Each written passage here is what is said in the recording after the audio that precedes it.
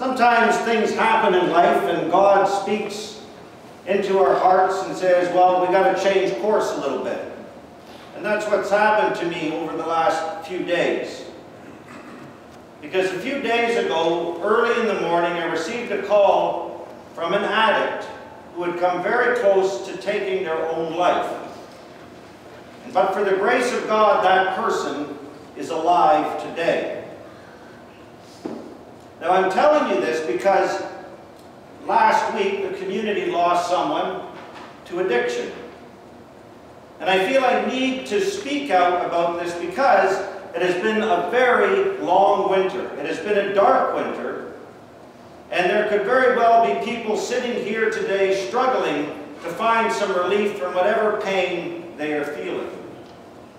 I even noticed driving in on the sign of the Pentecostal church, it said something to the effect of feeling down, come in and listen to our series on happiness. And so it's obviously not isolated to one particular community. It's all over. So last week I shared with you a little of my story, but I'll share some more today in hope that in sharing we can find courage to face our darkest days with God's light helping to guide our way. I remember as though it was yesterday, the first time I drank a beer.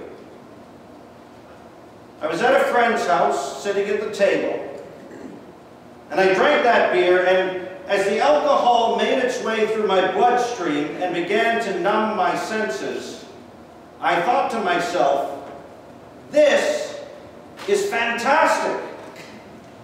I loved it.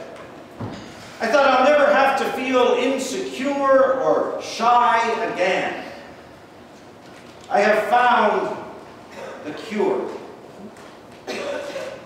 For me, it was the magic bullet. When I drank, my many insecurities diminished. The tremendous anxiety I had with speaking with people diminished.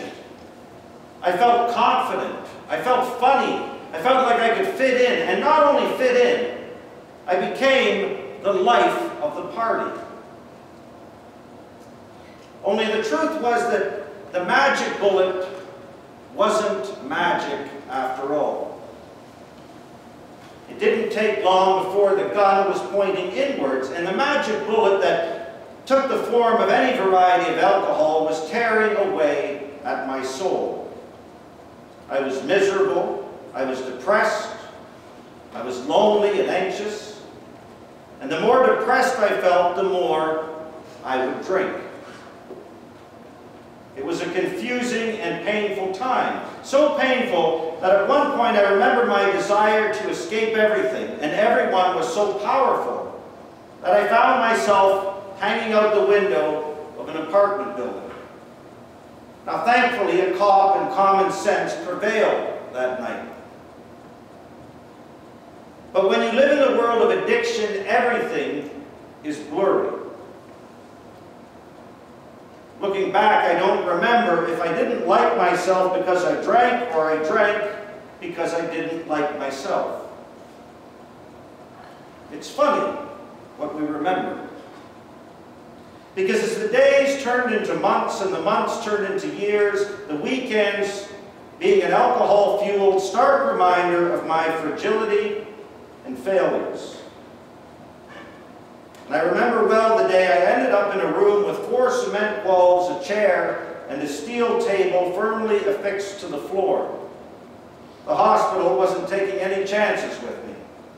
I had hit the bottom. See, addiction is always a symptom, though, of something else. The guy eating way too many donuts likely doesn't like donuts all that much. Or the man on the corner begging for money to buy meth. I'd be willing to bet he wouldn't say that meth is the greatest thing going. Because with every high, we are escaping some kind of low, some kind of pain. And when the prospect of sobering up is more terrifying than the prospect of death, well then there's a good chance you need to talk. But the more I talk to people, the more I think that all of us, at some point in our lives, desire escape.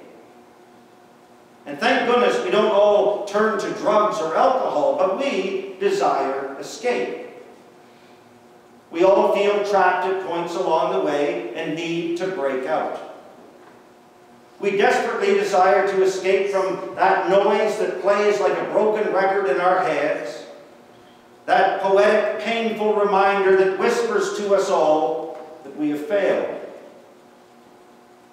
We could have done so much more, being better parents, a better husband, wife, or partner. We could have followed a different path. That nagging voice that keeps us up all night, beating us into submission over past decisions or present troubles. The woman who looks back at an abortion she had years before, or wondering in her mind what things might have been. Or the man who grieves the sudden loss of his wife. Life can be filled with bad news. So when I'm reading Scripture, I read it looking out for the good news. And this morning I'm looking for good news. I was looking for the good news at the hospital in the cement room, sitting at that steel table.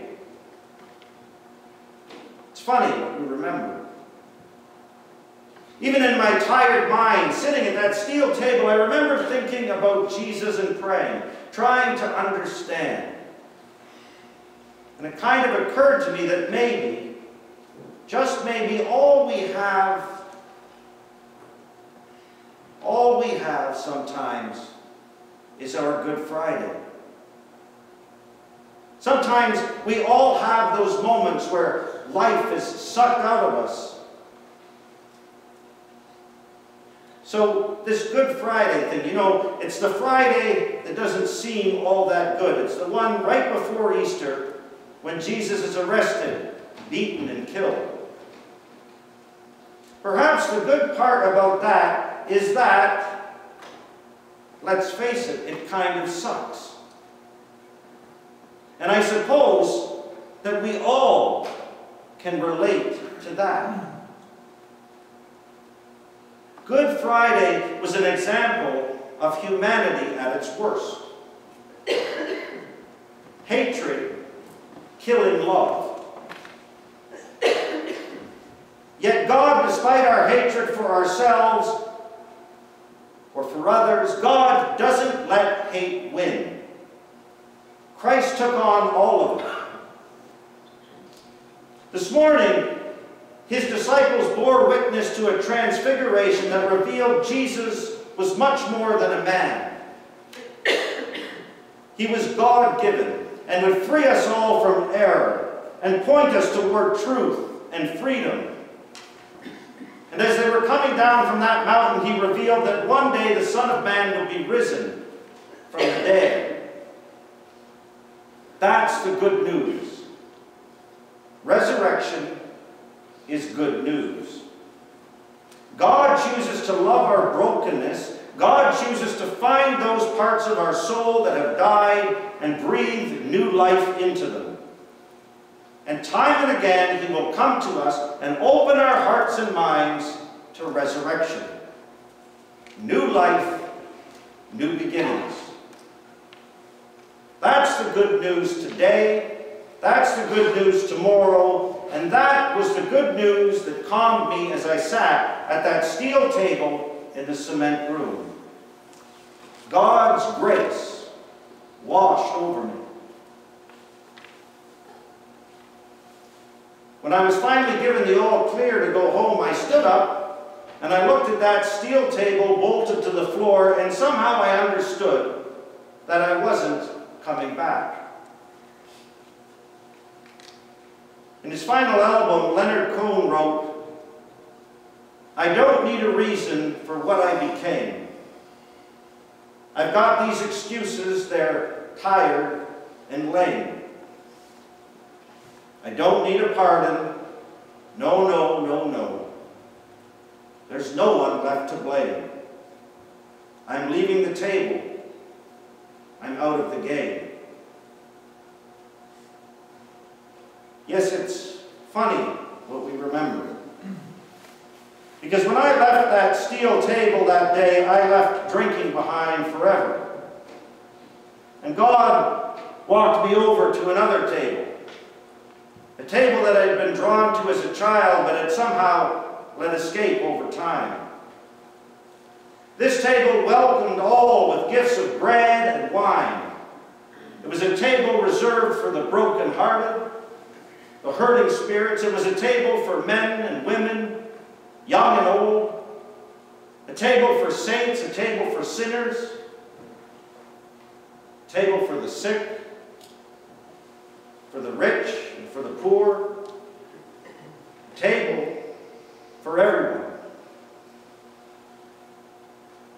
That's the good news. No matter how much we're hurting, how worn down we are, how unworthy we might feel, we're here today, and today we are welcome at the table. Because God's love is for all of us. Today is about Christ inviting us to his table, to find God's grace there, so that we might journey forward, escaping the tomb and finding life everlasting.